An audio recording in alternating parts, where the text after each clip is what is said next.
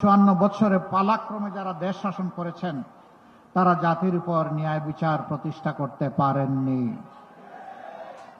আবাল বৃদ্ধ বনিতার অধিকার নিশ্চিত করতে পারেননি। তারা আমাদের সন্তানদেরকে সোনার সন্তান হিসাবে, খাঁটি মানুষ হিসাবে গড়ে তোলার কর্মসূচি নিতে পারেননি। যার কারণে আজকে আমরা দেখি সমাজে বিভিন্ন ধরনের বিপর্যয়, বিশৃঙ্খলা।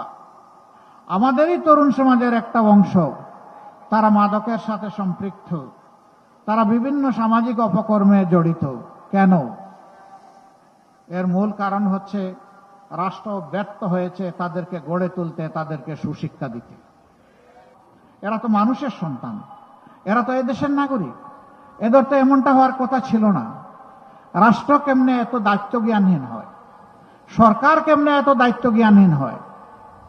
কেন একটা মানব সন্তান জন্ম নেওয়ার পরে সে শৈশবে উপযুক্ত চিকিৎসা এবং শিক্ষা পাবে না? এ ব্যর্থতা কার?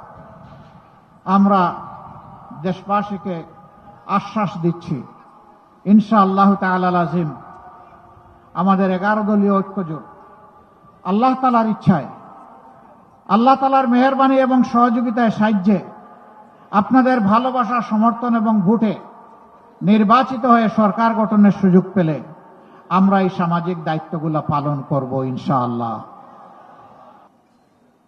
ভাই ও বোনেরা, 47 সালে আমরা প্রথমে স্বাধীনতার মুখ দেখেছিলাম না। এই অঙ্গীকার যারা আমাদেরকে দিয়েছিলেন লড়কে লেঙ্গে পাকিস্তানের স্লোগান দিয়ে, তারা তাদের দায়িত্ব সঠিকভাবে পালন করেন নাই। অনিবার্য হয়েছিল 71-এর মুক্তিযুদ্ধ। সেই মুক্তিযুদ্ধে বুক চিতিয়ে জীবন বাজি রেখে যারা লড়াই করেছিলেন, সামাজিক ন্যায় বিচার পাবো, সাম্য পাবো এবং সেখানে সকল মানুষ আমরা মিলেমিশে উন্নয়নের অগ্রপথিক হয়ে রাস্তায় রাজপথে চলব। হয় নাই, পূরণ হয় নাই। রাজার ধর্ম করে সমস্ত কাঙ্গালের দম চুরি। যারাই রাজা হয়েছেন আমাদের মতো ছোট ছোট মানুষগুলার ধন চুরি করে তারা ফুলে ফেপে দৈর্ঘ্যে প্রস্থে সমান হয়ে গেছে। বিগত একটি সরকার বলেছিল আমরা বাংলাদেশকে উন্নয়নের মহাসড়কে উঠায় ফেলেছি।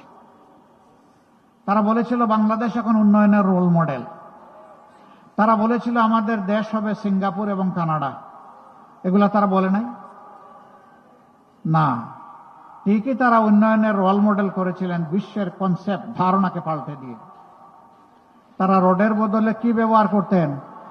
আরো জুড়ে বলেন, কি ব্যবহার করতেন? বাঁশ। তারা সিমেন্টের সাথে কি যোগায় দিতেন? ছাই, শালি। এইভাবে একদিকে উন্নয়ন আর একদিকে দপাস। একটা মেয়ে ডিবেটে খুব চমৎকার করে তুলে এনেছিল। সে বলেছিল, কবি লিখেছিলেন, মাগো আমার সুলক বলা কাজলা দিদি কই, বাঁশবাগানের মাথার উপর চাঁদ উঠেছে বই। সে আক্ষেপ করে বলেছিল আজ যদি কবি বেঁচে থাকতেন তার কবিতা তিনি বদলায় ফেলতেন। তিনি বলতেন, মাগো আমার সুলক বলা কাজলা দিদি কই, ছাদের জায়গায় চাঁদ তো আসে, বাঁশগুলো সব কই। সেই বাঁশ তারা উজাড় করে ফেলেছিল।